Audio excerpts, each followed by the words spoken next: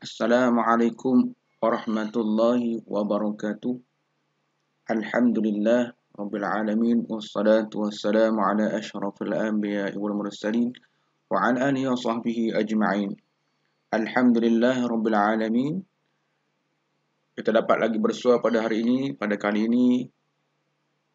InsyaAllah hari ini kita akan belajar. Marilah kita belajar Pendidikan Islam tahun 5. InsyaAllah hari ini kita akan sambung bahagian yang kedua berkenaan dengan tajuk tayamum.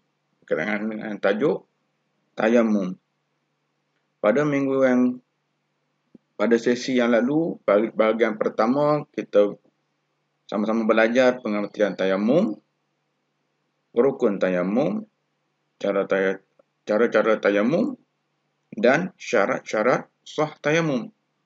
Pada kali ini insya-Allah kita akan belajar yang pertama, kita akan belajar lagi, kita akan menyambung pada sebab-sebab yang mengharuskan tayamum.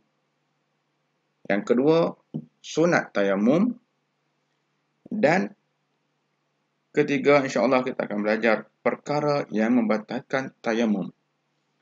Baik, kita teruskan. InsyaAllah, sama-sama kita buka buku teks tahun 5 pada muka surat 116 bagi menyambung berkenaan dengan tajuk tayamum. Ini adalah juga kita lihat buku teks. Video ini juga adalah untuk membantu, sama-sama membantu rakan-rakan kita yang belum lagi menguasai tulisan Jawi. Sama-sama kita baca dan ikut bacaan yang saya tunjuk satu persatu insya-Allah. Pertama kita buka dahulu buku teks muka surat tahun 116 insya-Allah. Buku teks Pendidikan Islam tahun 5 muka surat 116. Baik. Kita teruskan baca dan fahami. Kita tengok dulu dialog perbualan di antara 3 orang yang ada dalam gambar ini. Ustaz, sekarang waktu solat sudah di penghujung, tetapi bekalan air sudah kehabisan dan kita belum menjumpai air lagi. Bagaimana kita nak solat? Okey, ini Ustaz jawab. Farhan, janganlah risau. Kita boleh gantikan wuduk dengan bertayamum kerana darurat. Kerana darurat. Ini adalah salah satu sebab yang mengharuskan tayamum. Baik. Tanpa menyangka masa, mari kita tengok, kita lihat sebab-sebab yang mengharuskan tayamum. Di sini sama-sama kita baca sebab-sebab yang mengharuskan tayamum. Sebab-sebab yang mengharuskan tayamum. Yang pertama, ketiadaan air selepas berusaha mencarinya. Kedua, ada air tetapi hanya mencukupi untuk diri dan ternakan. Ketiga, cuaca yang terlalu sejuk dan penggunaan air boleh memudaratkan. Keempat, luka atau sakit yang menjadi mudarat jika terkena air. Yang kelima, terhalang daripada mendapatkan air kerana bahaya. Baik, terdapat 5 sebab-sebab yang mengharuskan tayamum. 1, 2, 3, 4 dan 5. Baik, seterusnya kita teruskan ke sunat tayamum. Baik, perkara sunat. Apa itu sunat? Bila kita buat, kita dapat pahala. Baik, sunat tayamum itu perkara sunat ataupun perbuatan sunat yang kita lakukan semasa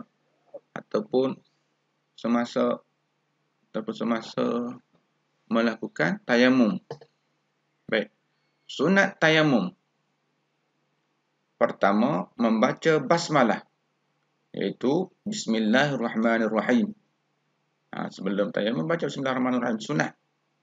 Yang kedua, menipiskan debu pada tapak tangan. Menipiskan debu pada tapak tangan. Yang ketiga, merenggangkan jari ketika menepuk debu. Merenggangkan jari ketika menepuk debu. Keempat, berturut-turut. Berturut-turut. Maknanya di sini ialah tidak ada selang masa di antara perbuatan tayamum. Baik. Tidak ada masa yang panjang, jangka masa yang panjang berselang-selang. Ini berturut-turut. Yang kelima, menghadap kiblat. Itu sunat. Kita terdapat 5 sunat tayamum. Baik, seterusnya kita terus pada perkara-perkara yang membatalkan tayamum. Perkara yang membatalkan tayamum ada 5. Yang pertama, sama-sama kita baca. Pertama, melakukan perkara yang membatalkan wudu.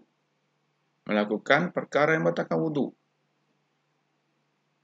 Kedua, ada air selepas bertayamum sebelum solat. Ada air selepas bertayamum sebelum solat. Ketiga, sembuh daripada sakit dan boleh menggunakan air. Sembuh daripada sakit dan boleh menggunakan air. Keempat, luput waktu solat. Keempat, luput waktu solat, iaitu habislah waktu solat. Maknanya habislah, batallah tayamum. Jika nak solat yang lain pula, kita mesti melakukan tayamum yang lain pula. Baik, yang kelima, murtad. Murtad. Apa itu murtad? Keluar daripada agama Islam.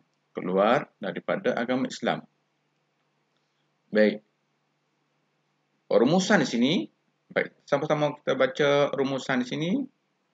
Kawan-kawan, Islam telah memberi kemudahan dan keizinan kepada umatnya untuk bertayamum sebagai ganti kepada wudu dan mandi wajib. Kelonggaran ini untuk memastikan umatnya tidak meninggalkan ibadat dengan sengaja. Selain itu, Islam juga menyeru agar sentiasa berada dalam keadaan suci. Baik, hanya setakat itu saja pada hari ini. InsyaAllah sama-sama kita mengamalkan, dan hari ini sama-sama kita ingat apa yang kita belajar hari ini, iaitu pertama, sebab-sebab yang mengharuskan tayamum. Yang kedua, sunat tayamum. Dan yang ketiga, perkara yang membatalkan tayamum. Baik, insyaAllah kita akan jumpa lagi lain masa, lain ketika. Wabillahi taufiq wal hidayah. Wassalamualaikum warahmatullahi wabarakatuh.